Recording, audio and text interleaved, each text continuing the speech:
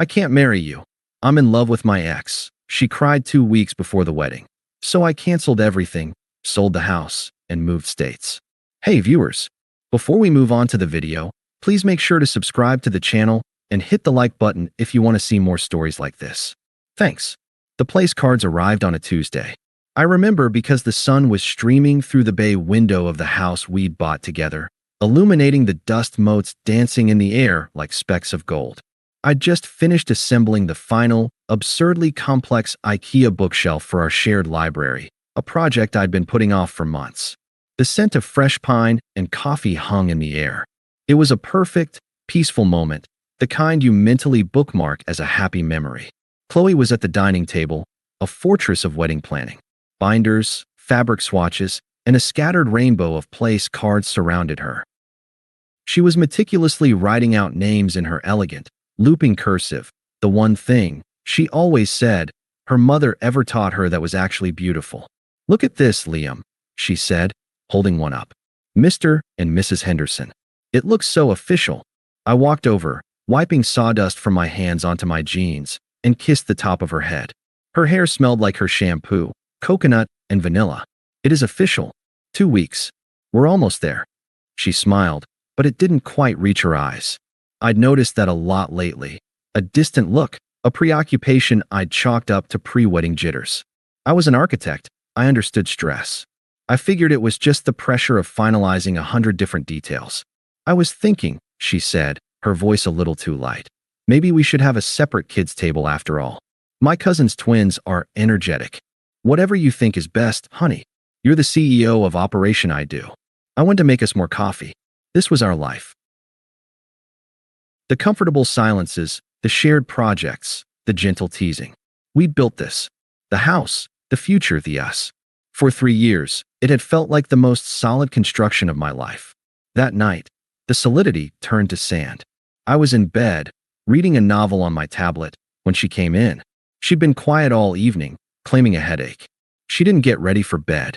Instead, she sat on the edge of the mattress, her back to me, the weight of her body making the springs creak. "Liam," she said, her voice small and tight. "We need to talk." I put the tablet down. My heart did a little stutter step, the kind it does when you sense a sudden drop on a roller coaster you didn't know you were on. "Okay, what's up? Is it the venue coordinator again? Do I need to go down there? And it's not the venue." She took a sharp, ragged breath. It's everything." I sat up, leaning against the headboard. "What do you mean, everything? Talk to me." She turned then, and in the dim light from my tablet, I saw her face was streaked with tears. My first instinct was to reach for her, to comfort her. I stopped myself. There was a wall there, invisible but palpable. "I can't do this," she whispered, the words hitting me like a physical blow. "I'm so sorry, Liam. I can't marry you." The world didn't shatter. It just stopped. The hum of the refrigerator faded. The clock on the nightstand went silent. There was only the sound of my own blood pounding in my ears. "What are you talking about?" My voice was eerily calm. Is this just cold feet? Because that's normal, Chloe. Everyone says that's normal." She shook her head, tears falling faster now. "It's not cold feet. It's my heart. It's not in it. Not in it." I repeated, the phrase feeling alien and stupid on my tongue. "We bought a house together. We have joint insurance. We're getting married in 14 days. Your heart has seemed pretty in it for the last 3 years." "I know. I thought it was," she cried, her voice rising in pitch. "I thought I was over him. I really did.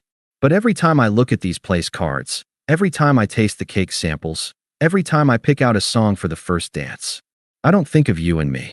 I think of him." The air left my lungs. Him. There was only one him that carried that weight. Jake. The ex-boyfriend from before me. The one with the motorcycle and the reckless smile. The one who'd broken her heart and whose ghost I'd spent years patiently exorcising. "Jake," I said, the name a curse in the quiet room. She nodded, a fresh wave of sobs racking her body. She was the picture of misery, but all I could feel was a cold, spreading numbness. "He reached out a few months ago, just to talk," he said. "And we started talking, and it all just came flooding back. The passion, the intensity, it was never like that with us, Liam. What we have is comfortable. It's safe. But with him, I feel alive. Each word was a precise, surgical cut. So, I said, my voice still flat, devoid of the rage that should have been there. Let me get this straight. For months, while we've been planning our wedding, booking a venue, sending out invitations, buying a fucking house, you've been emotionally involved with your ex-boyfriend. It wasn't like that, she insisted, the classic refrain of the cot. It just happened. I never meant to hurt you. I'm so confused. I can't marry you when I'm in love with someone else. It wouldn't be fair to you. The hypocrisy was so vast, so breathtaking, that I almost laughed.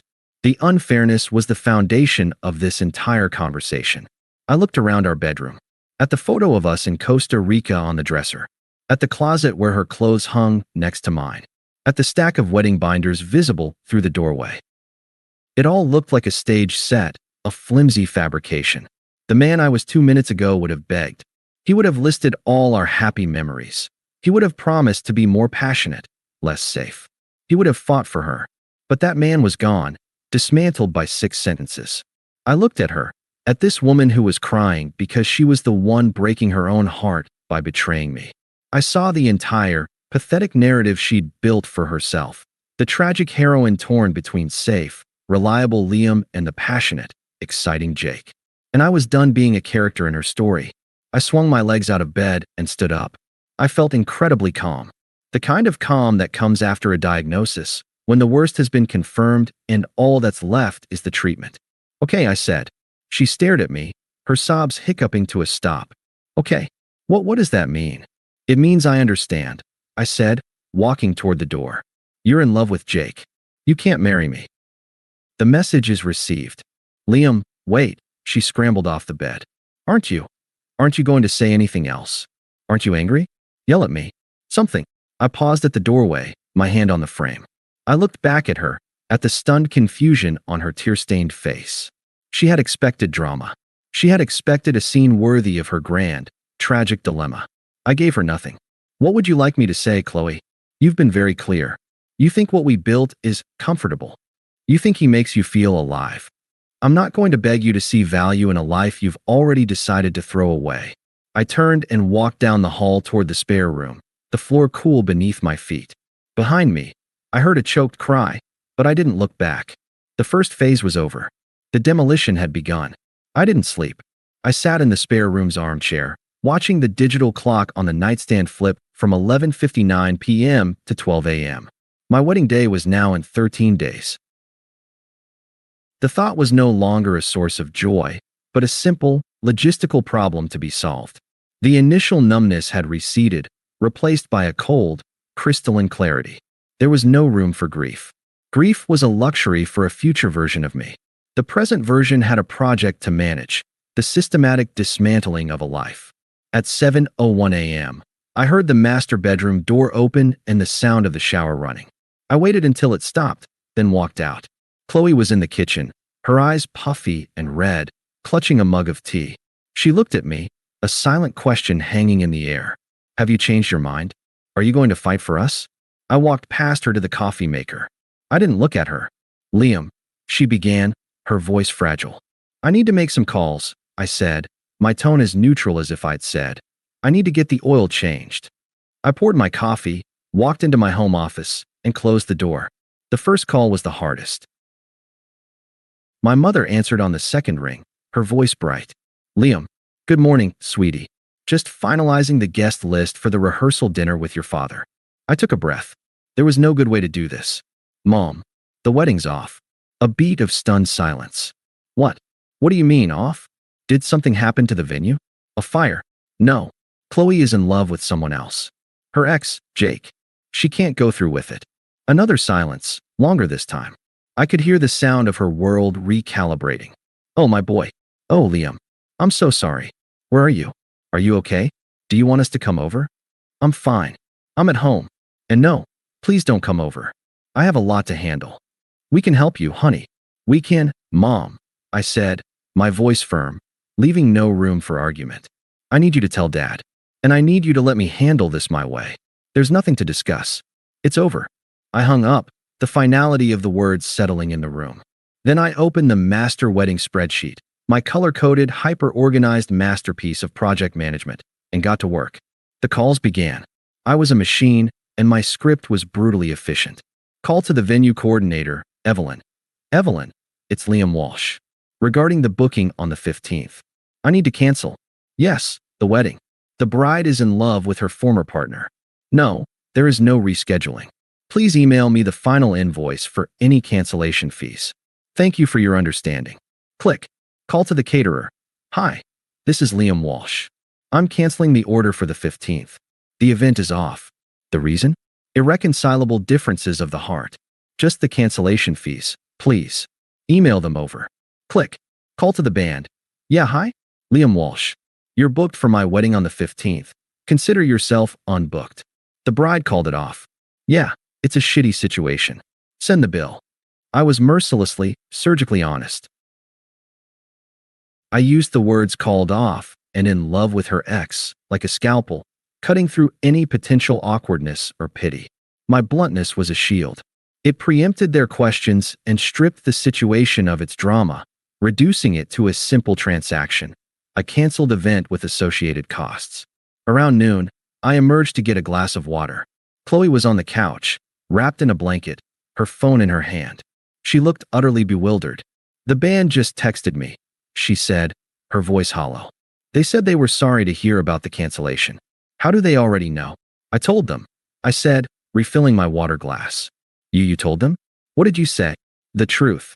I turned to look at her, and for the first time, I saw a flicker of something beyond regret in her eyes, shame. I said the bride is in love with her ex-boyfriend, and the wedding is off. It seemed the most efficient way to avoid confusion. Her face crumpled. You didn't have to tell them that. You're humiliating me. A cold smile touched my lips. No, Chloe. You humiliated yourself. I'm just handling the logistics. I went back into the office. The next call was to a real estate agent I knew professionally. I listed the house. As is, furnished. I want it sold fast. Then I called a storage unit company and booked one for my personal items. The books, the tools, the things that were mine before her. I worked until the sky outside my window turned from blue to black. When I walked out, the house was silent.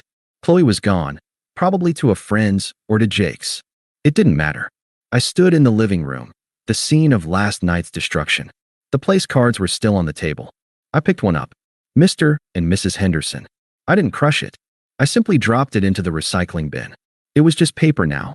The grief was there, a vast, dark ocean waiting beneath the ice I was standing on. But I wouldn't let it through. Not yet. For now, there was only the next task, the next call, the next box to pack. I was disappearing, piece by piece, from a life that had already erased me. I moved into a temporary apartment the following week. The silence there was different. It was mine, untainted by her ghost. The grief finally broke through the ice, and for a few days, I let it.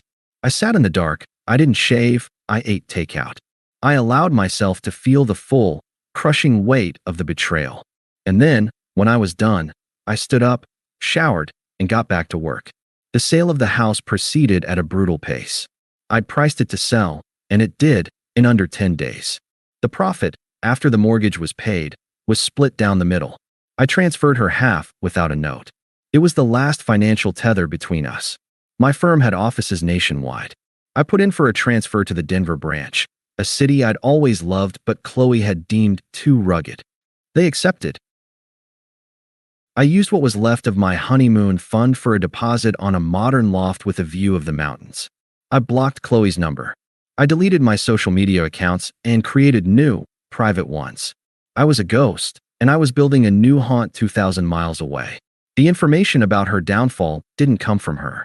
It came in drips and drabs from a single, guilt-ridden mutual friend, Stacy, who I'd forgotten to block. Stacy, 3 weeks after I moved. Hey Liam. Just heard you moved.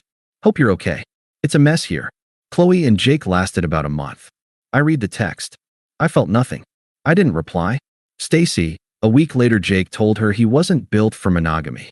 Said the whole drama of stealing a bride was the exciting part. Now that it was real, he was bored. He's already seeing someone else. A part of me, the old architect, appreciated the irony. The foundation she'd left me for was not just shaky, it was non-existent. He was a man who thrived on the blueprint of an affair, not the construction of a life. Stacy, a month later, Chloe's a wreck. She had to move back in with her mom. A lot of people are pissed at her. She lost a ton of money on the wedding stuff you didn't cancel. I finally typed a reply. Me. Stacy, I appreciate you thinking of me. But what happens in Chloe's life is no longer of any interest to me. Please don't update me again. I hope you're well. I blocked her number. The pipeline was closed. The karma was perfect, and it was entirely of her own making. She had been discarded just as she had discarded me. The passion and intensity she craved had burned her to ash. The comfortable, stable life she'd scorned was the very thing she now desperately needed. Her reputation was in tatters, her finances were a mess, and she was living in her childhood bedroom, surrounded by the ghosts of her own terrible decisions. I stood on the balcony of my Denver loft, breathing in the crisp, thin air. The Rockies were a purple silhouette against a blazing orange sunset. Down below, the city lights began to twinkle, each one a possibility I hadn't had before. I felt no satisfaction, no triumphant, I told you so. The feeling was more profound than that. It was a complete and utter indifference. Her suffering was not my victory. My victory was this view, this peace, this new life, built on the solid ground of my own worth, a ground she had proven herself unworthy of sharing. The chaos was hers. The silence was mine. And I preferred the silence. The silence in my new life was a balm. I filled it with the sounds of a city I was learning to love, the distant wail of a train, the hum of downtown traffic, the wind whistling through the mountain passes. I built a new routine. I joined a rock climbing gym. I started dating, casually, with a woman from my building who was smart, funny, and had no connection to the wreckage I'd left behind. My peace was punctuated by the distant, muffled explosions of Chloe's unraveling. My new number was a fortress, but she found cracks in the walls I'd built. It started 6 months after I'd left. Unknown number, 10:14 p.m. Hey, it's Chloe.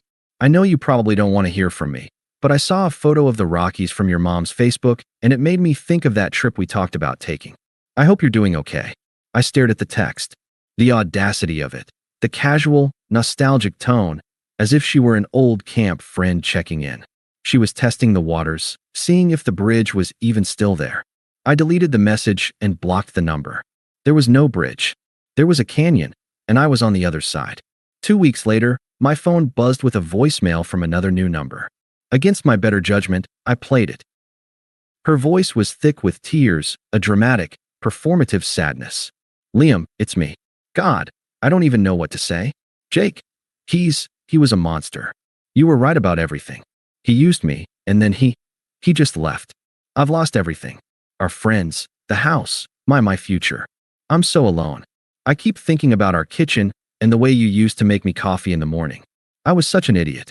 I ruined the best thing that ever happened to me. Please, can you just call me back? I need to hear your voice. I felt a distant, clinical pity, the kind you might feel for a character in a depressing movie. She wasn't apologizing for hurting me. She was lamenting the consequences she faced. She missed the coffee I made, the stability I provided, the life I curated. She didn't miss me. I deleted the voicemail. The next assault came via a flying monkey. My phone rang, and the screen displayed a name I hadn't seen in a year. Carol, Chloe's mom. I almost didn't answer, but a cold curiosity got the better of me. Mark, it's Carol. Her tone was the same as always, sharp, imperious, assuming compliance. It's Liam, Carol. And to what do I owe the pleasure? She ignored the correction. We need to talk about Chloe. She's in a very bad way. That animal she left you for has destroyed her. She's not eating, she's not sleeping. She's a shadow of herself. I'm sorry to hear that, I said, my voice flat and devoid of any actual sorrow. Aren't you going to do something about it? She demanded, her voice rising. You loved her once. A real man would show some compassion. She made a mistake. People make mistakes, Liam. Don't you still care about her at all? This was the crucial moment. The trap was set. Agree, and I'd be pulled back into the drama. Get angry, and I'd be proving I still cared. I chose a third option. The truth. Carol, I said, my voice calm and measured. Chloe didn't make a mistake. She made a conscious, sustained choice to betray me 2 weeks before our wedding. The person you're describing, the one who is not eating or sleeping, is dealing with the direct consequences of that choice. Her well-being is no longer my concern. It hasn't been for a long time. I hope she gets the help she needs, but it won't be from me. Goodbye. I hung up on her sputtering protests. That, I knew, would be the final straw for Chloe. The calm, unassailable logic was a weapon she couldn't fight. It denied her the emotional explosion she needed to feel validated. It took less than 24 hours for the mask to fully slip. A final text blazed onto my screen from a third number. Unknown number, 11:47 p.m. You are a cold, heartless bastard. You never really loved me, or you would have fought for me. You just gave up and ran away. You're a coward. I'm glad I didn't marry you. There it was. The true colors, blazing with bitter, hypocritical fire. She had rewritten history entirely. In her mind, I was the villain for not begging her to stay after she told me she loved another man. I was the coward for not fighting for a relationship she had already torpedoed. I didn't block the number. I simply deleted the message. She had finally shown the last card in her hand, and it was a joker. She had no power left. A year to the day after I'd signed the initial transfer papers, my new company sent me back to my old city for a major client presentation. It was my first time back. The city felt smaller, like a suit I'd outgrown. The presentation was a success. As I was packing my laptop, my phone vibrated. It was my lawyer. The final paperwork from the house sale, some tax document we'd missed, was ready for my signature. I could sign it electronically, or I could stop by his office, which was just a few blocks away, before my flight. I chose to stop by.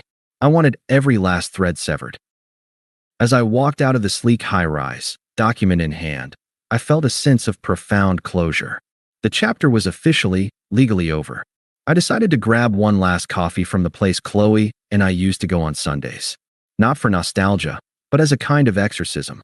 I was standing at the counter, waiting for my order, when I felt a presence behind me. A familiar scent of coconut and vanilla, now soured by a note of stale cigarettes. Liam. I turned. It was Chloe. She looked worn. Her clothes were trendy but cheap, a fast fashion imitation of her old style.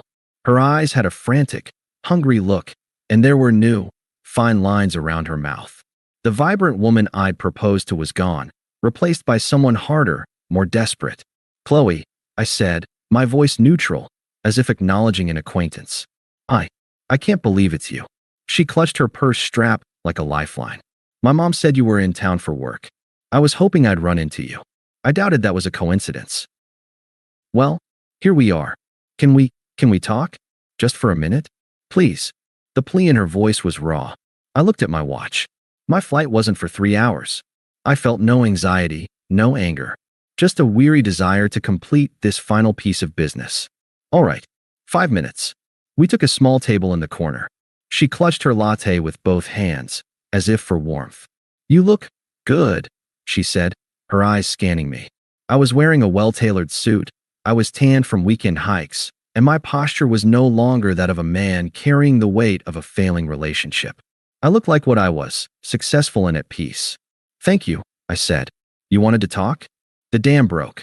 It was a rehearsed monologue, full of the self-pity I'd heard in her voicemail. My life is a mess, Liam. A complete mess. I lost my job. I'm waiting tables. Jake was a con artist. He maxed out my credit cards before he left. I'm living with my mom, and it's humiliating. I see our friends sometimes, and they look at me with such pity. She looked at me, her eyes begging. I lost everything. My job, my friends, my home, you. You were my real life. I was an idiot. A scared, stupid idiot. We can start over, can't we?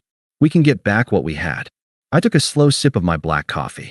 I let her words hang in the air, let her see that they had no effect on me. Chloe, I said, my voice calm and firm, like a teacher explaining a simple concept to a slow student. What we had is a memory, and not a particularly good one. You see, you didn't just break my heart 2 weeks before our wedding. You showed me that the woman I loved was a fiction. The real you was capable of a cruelty and a selfishness I couldn't have imagined. She opened her mouth to protest, but I held up a hand, not harshly, but with definitive finality. And for that, I continued, I'm actually grateful. It forced me to build a life I truly love. A life that isn't built on the shaky foundation of someone else's whims. I don't hate you. I don't wish you ill. But I also don't think about you. You are a closed file. A lesson learned. Tears of frustration now, not sadness, welled in her eyes. So that's it. After everything, you're just going to be this cold, unfeeling robot. I almost smiled. No, I feel plenty. I feel the sun on my face when I hike. I feel the satisfaction of a project well built. I feel excitement for my future. I've just chosen to stop feeling anything for you. It was a choice that improved my life immeasurably. I stood up, pulling my carry-on bag over my shoulder. I placed a $10 bill on the table for my coffee. I have a plane to catch. I hope you find what you're looking for, Chloe. But it won't be with me. Goodbye. I turned and walked out of the cafe, leaving her sitting there, small and defeated. I didn't look back. The Colorado air was waiting for me, and the mountains were calling me home. She was already a ghost, and I had stopped believing in ghosts a long time ago. Thanks for watching. Make sure to subscribe to the channel and hit the like button. What do you think about this story? Share it in the comments.